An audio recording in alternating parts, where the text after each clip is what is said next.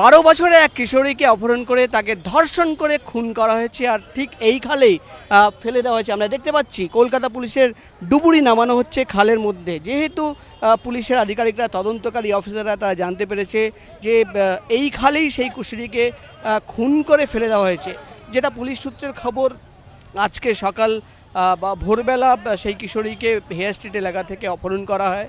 অপহরণ করে তাকে ধর্ষণ করে খুন করা হয়, এমনই কিন্তু অভিযোগ উঠে আসছে। 3 জনকে ইতিমধ্যেই আটক করা হয়েছে। আমরা দেখতে পাচ্ছি সামনে একটি কলকাতা পুলিশের ভ্যান রয়েছে, সেই ভ্যানেই কিন্তু অভিযুক্ত 3 জনকে আটক করে এখানে নিয়ে আসা হয়েছে। যেটা পুলিশের আধিকারিকরা দাবি করছেন, সেই 3 জন প্রাথমিকভাবে তাদের জেরা করা হয়। তারাই কিন্তু তদন্তকারীদের জানায় যে তারা সেখান থেকে অপহরণ করে সেই কিশোরীকে ঠিক এই খালে, অর্থাৎ আম্বেদকর ব্রিজের নিচে যে খাল রয়েছে সেই খালে ফেলে দেয়। আমরা দেখতে পাচ্ছি ডুবুরি, মাস্ক পরে ডুবুরিকে নামানো হয়েছে।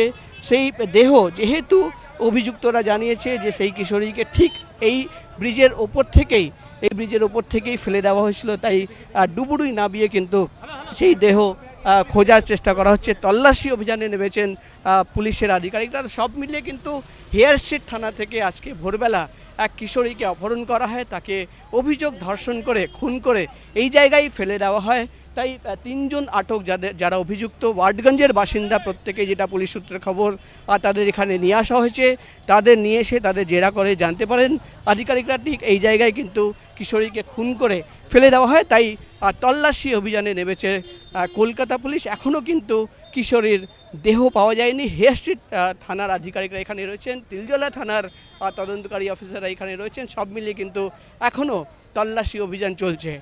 ক্যামেরায় কিশোর মালাকারের সঙ্গে প্রকাশ সিনহা, এবিপি আনন্দ, কলকাতা।